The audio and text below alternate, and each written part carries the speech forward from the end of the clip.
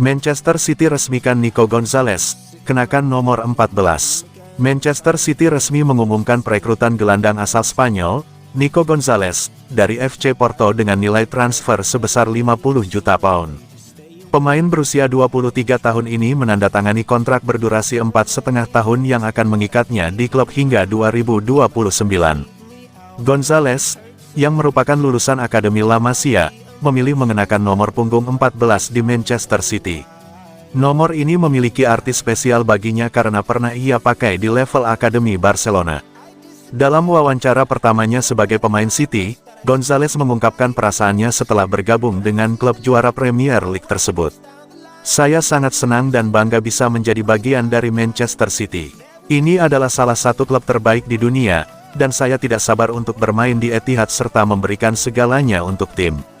Dengan kedatangan Gonzalez, Manchester City semakin memperkuat lini tengah mereka untuk menghadapi kompetisi domestik dan Eropa.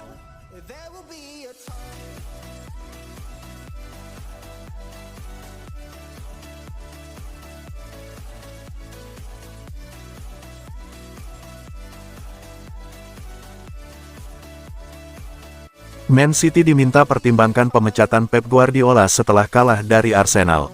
Manchester City didorong untuk mempertimbangkan pemecatan Pep Guardiola setelah kekalahan mereka yang memalukan melawan Arsenal. The Citizens dihajar Arsenal 5-1 di Emirates Stadium pada akhir pekan kemarin.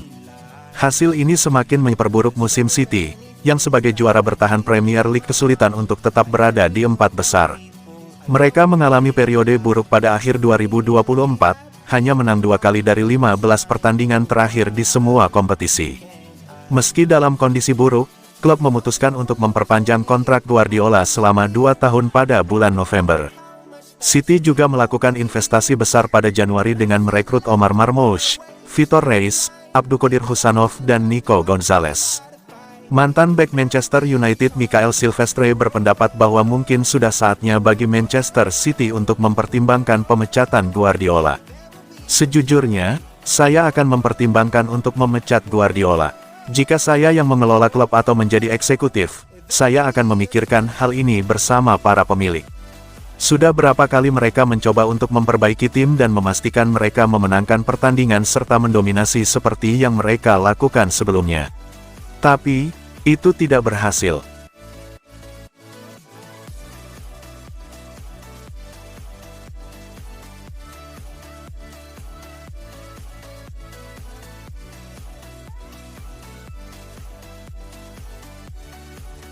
Hanya 3 pemain baru City yang bisa tampil di Liga Champions.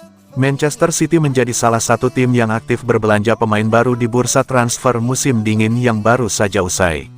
Namun tak semua bisa didaftarkan di Liga Champions. Seperti diketahui, City kedatangan 5 pemain baru di tengah musim. Mereka adalah Abdulkadir Husanov dari Lens, Omar Marmoush dari Eintracht Frankfurt, Vitor Reis dari Palmeiras, dan Nico Gonzalez dari Porto. Lalu ada Claudio Echeverri yang sudah direkrut dari River Plate sejak Januari tahun 2024 namun disekolahkan kembali di sana selama setahun dan resmi bergabung lagi dengan City per bulan ini. Untuk Liga Inggris, tampak tak ada masalah registrasi untuk mereka berlima.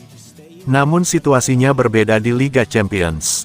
Harus ada yang dikorbankan manajer Pep Guardiola karena adanya pembatasan oleh UEFA. Sky Sports menjelaskan bahwa hanya ada 3 pemain baru yang bisa didaftarkan tiap klub peserta ke dalam skuad A mereka untuk fase gugur Liga Champions. Skuad A diisi pemain-pemain utama macam Erling Haaland DKK. Intinya adalah tim senior klub tersebut. Sebetulnya, City boleh saja mendaftarkan Husanov, Marmoush, Reis, Gonzalez, dan Echeverri sekaligus. Namun itu hanya bisa dilakukan jika mereka melepas lebih 7 pemain dari skuad A. Sedangkan pada bursa transfer musim dingin ini, The Citizens hanya melepas Kyle Walker dan pemain 22 tahun, Josh Wilson-Espren. Jika jumlah pemain yang keluar tak lebih dari 5, maka hanya 3 yang bisa didaftarkan. City juga tak bisa memasukkan Husanov, Reis, dan Echeverri ke dalam skuad B meski ketiganya belum 21 tahun, sebab mereka merupakan jebolan akademi luar negeri. Dengan begitu, akan ada 2 pemain yang harus rela jadi penonton di sisa Liga Champions musim ini. Marmoush dan Gonzalez diprediksi akan didaftarkan Guardiola, dan 1 slot tersisa akan dipilih antara Husanov, Reis, atau Echeverri. Batas pendaftaran hanya sampai Kamis tanggal 6 Februari tahun 2025 malam. Perjuangan City di fase gugur Liga Champions akan dimulai lewat play. Mereka sudah ditunggu Real Madrid dan akan menjadi tuan rumah pada leg pertama tanggal 12 Februari sebelum bertamu ke Santiago Bernabeu 8 hari berselang.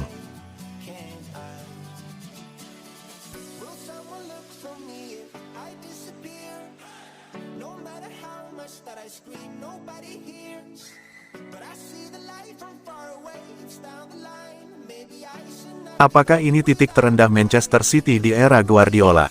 Kekalahan dari Arsenal menunjukkan betapa rentannya pertahanan Man City musim ini. Arsenal hanya butuh 2 menit untuk membuka keunggulan melalui Martin Odegaard dari kesalahan di lini belakang Man City.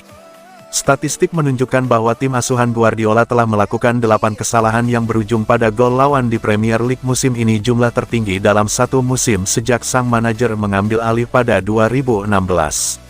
Untuk pertama kalinya dalam karir kepelatihan Guardiola, timnya kebobolan 4 gol atau lebih dalam 4 pertandingan berbeda dalam satu musim. Man City juga telah kebobolan 53 gol dalam 36 pertandingan, hanya terpaut 1 dari total kebobolan musim lalu yang mencapai 54 gol dalam 59 pertandingan. Mantan bek Man City, Micah Richards, mengungkapkan kekecewaannya di Sky Sports.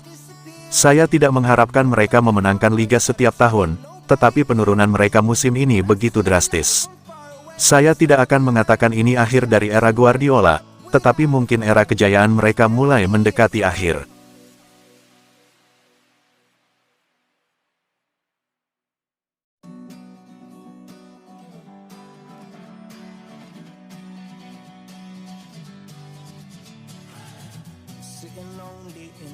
Aksi Kyle Walker ini ternyata bikin Pep Guardiola kecewa sebelum dilepas Manchester City ke AC Milan.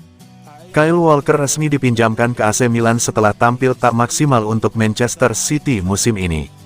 Tetapi, menurut The Athletic, Pep Guardiola menyayangkan tindakan Walker, mengungkapkan keinginannya untuk pergi kepada direktur sepak bola The Citizens, Txiki Begiristain, alih-alih menyampaikannya langsung kepada sang manajer.